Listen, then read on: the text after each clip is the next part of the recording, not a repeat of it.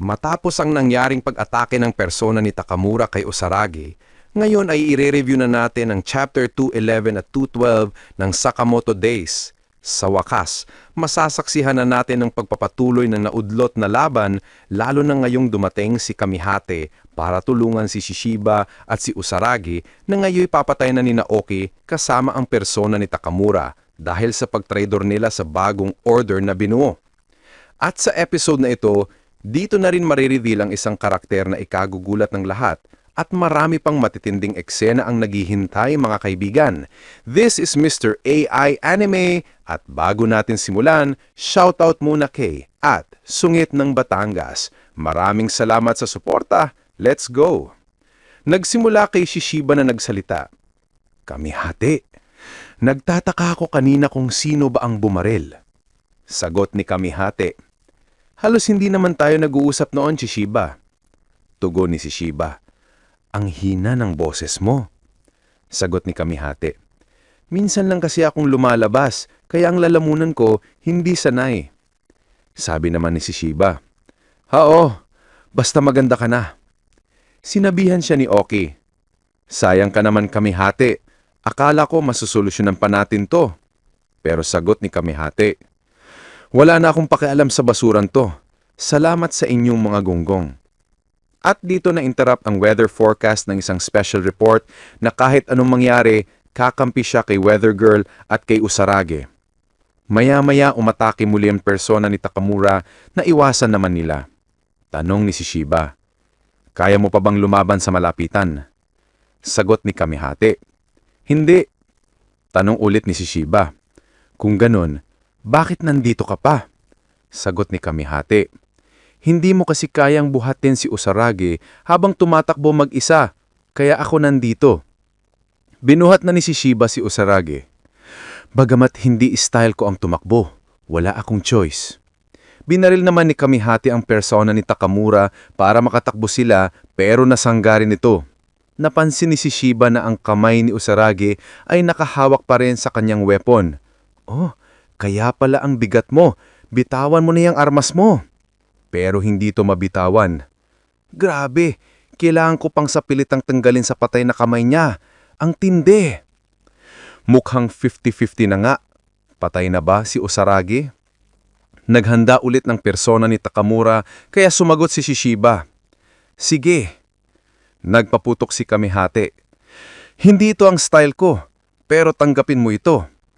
Hinati ng persona ang bala, pero sa paghati nito, sumabog. Nagkaroon ng opening kaya nakatakbo si Shishiba. Oh, ang gandang silbi ng bala na yon, sabi ni Shishiba. Tumahimik ka, sagot ni Kamihate. Makikita si Uzuki, nakatayo at tila bumalik sa kanyang senses, habang sina Torres at Oki ay nasa likod niya. Tanong ni Torres, gusto mo ba silang habulin? Sagot ni Oki, wag na.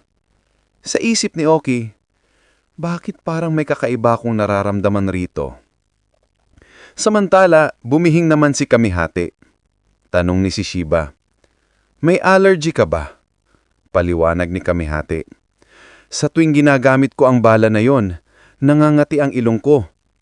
Tanong niya pa, ang importante, ayos lang ba si Usaragi? Bago pa man makasagot si Shishiba, bigla siyang nagulat. Nagtayuan ang kanyang buhok. Sa kanilang unahan, may nakatayong lalaki. Ano to? Tanong ni Shishiba. Sagot ng lalaki. Hoy, huwag ka namang masadong excited. Sabi ni Kamihate. Pasensya ka pare. Sabay putok bang baril. Nagmamadali kami, kaya tumabi ka. Pero nakangitihang lalaki.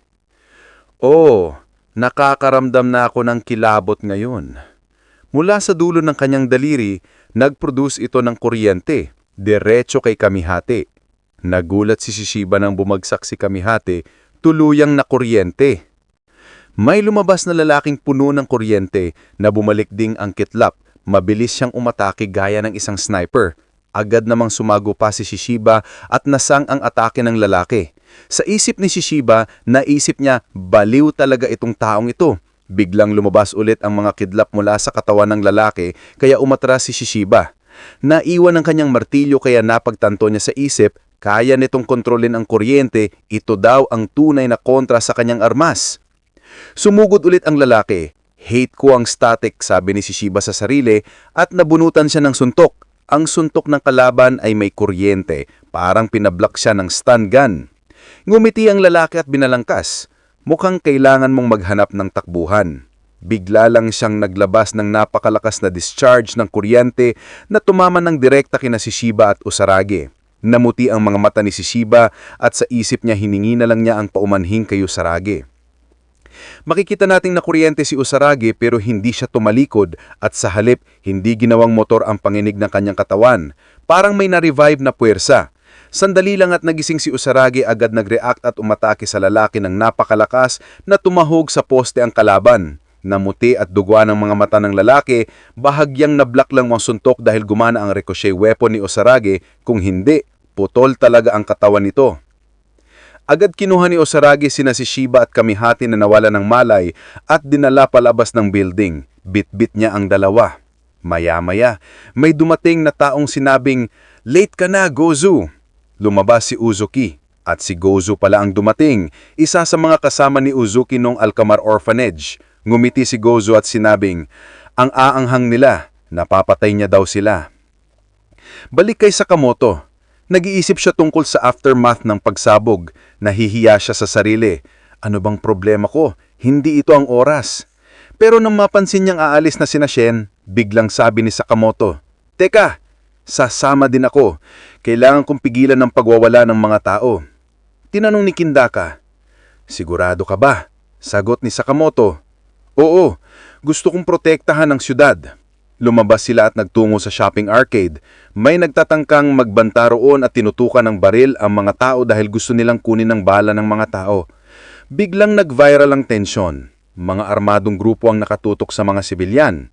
Si Shin ang humarap at gumawa ng matapang na hakbang. Pumwesto siya at binigyan sila ng command. "Barilin niyo ako." Dumiretso siya at ang tensyon at pinaputukan siya ng mga armadong lalaki, pero nakabihis na proteksyon. Binulag ni Shin ang bala gamit ang drainage cover. Pinrotektahan niya ang mga tao. Habang nina Bold at Kindaka ay nakuha ang mga lalaki, tinanong ni Kindaka si Shin kung okay siya. Sagot ni Shin, "Ayos lang." Pero sa isip niya nagtataka, na-hijack ko ba talaga ang mga isipan ng maraming tao kanina? Nilabitan siya ni Hiskay at tinanong, "Taro, ayos ka ba?" Humingi ng paumanhing si Sakamoto at umamin. "Kapag sinusubukan kong lumaban at naaalala ang pagsabog, naninigas ang katawan ko, naninigas ang isip at nagiging blanko. Nagmula raw yan sa trauma. Malinaw na may PTSD effect." Sabi ni Kindaka sa isip, trauma yan talaga ni Sakamoto. Nagpahayag si Sakamoto ng pagsisisi. "Mali pala ako. Sana hindi ko inalusta ang skill at ugali kong assassin. Kailangan ko nang ibalik yun." Pero sinagot ni Shen, "Hindi, Mr. Sakamoto. Wala kang winala. May nakita ka lang mas importante." Ang pagiging takot na mawalan ng mahal sa buhay ay hindi ibig sabihin na mahina ka na, Mr. Sakamoto. Ito ay isa lamang daan para mas lumakas ka pa. Medyo natauhan si Sakamoto sa sinabi ni Shin. Dagdag pa ni Shin, "Kailangan namin na magamit mo ang kapangyarihan yan. Ang lakas na yan, Mr. Sakamoto." Sabay tumayo si Shin at nagpahayag, "Hindi ko pa nakakalimutan ang plano na gawing chain ang Sakamoto Store sa buong Japan. Ipaubaya mo na sa akin ang parting ito. Poprotektahan ko ang lahat hanggat handa ka na, Mr. Sakamoto." Nginitian niya si Sakamoto at umalis, papunta sa Okotabi Science Lab 2. Pagdating doon, sabi ni Shin, "Hoy, mister, bilisan mo naman. Wala nang oras. Ito na ba yung bagay na yon?" Sagot ng foster father ni Shin si Asakura, "Hoy bata, huwag mong pailaman ng mga bagay na hindi mo naintindihan. Ilang taon na yutang hindi naririnig tapos bigla ka na lang susulpot at magre-request ng ganito kahirap? Gusto mong panakasin ang iyong ESP hanggang sa imposibleng level?" Diretso ang sagot ni Shin, "Oo, kaya mo yan, mister." Pinaliwanag ni Asakura, "Sa tuwing hina-hijack mo ang isipan ng tao, basically ipinapadala mo ang brainwaves mo para i-activate ang mga neural pathways ng utak nila. Theoretically, kung ma-pick up natin ng brainwaves mo at ilagay sa makina, pwede nating itong i-broadcast sa mas malawak na area. Pero pinutol siya ni Shin. Mamaya na yung nerd talk mo. Kailangan na nating kumilos. Painis na sagot ni Asakura. Ikaw talagang bata ka? Fine. Pero aabutin nito ng 2 o 3 araw. Nagulat si Shin. Ha? Ganyan ba katagal? Sabi ni Asakura. Isa akong scientist, hindi engineer. Hindi ibig sabihin na hindi ko kaya pero... Biglang dumating ang isang boses. Tutulong ako. Napalapit ang 2 at nakita nilang si Kashima ang dumating. Nagulat si Shin. Buhay ka pa pala. Sabi ni Kashima. Hinahanap ko kayo. May iba akong idea ng hustisya noon pero humihingi ako ng tawad sa lahat ng nagawa ko. Gusto ko nang tapusin ang gulong ito. Nakikiusap ako, Asakura. Hayaan mo akong tumulong. Naggalit si Asakura. Sino ka ba sa tingin mo? Walang hiya ka. Anong ginagawa mo rito? Pero nagpaliwanag si Kashima. Inaabuso na ni Master X ang kapangyarihan niya. Ginagamit niya ito para lang sa sariling emosyon. Maraming inosenteng tao ang nasasakripisyo. Malayo na ito sa ideya ng hustisya na pinaniniwalaan ko. Tumingin si Shin kay Asakura.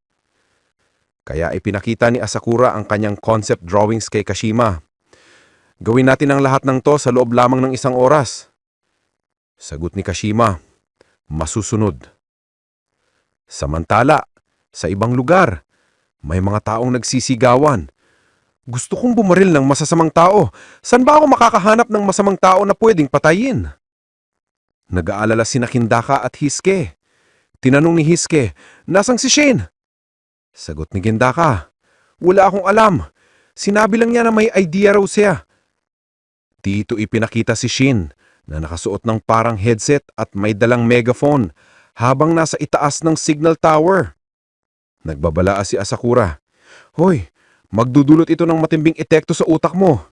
Kapag nakaramdam ka ng kakaiba, huwag mong pilitin.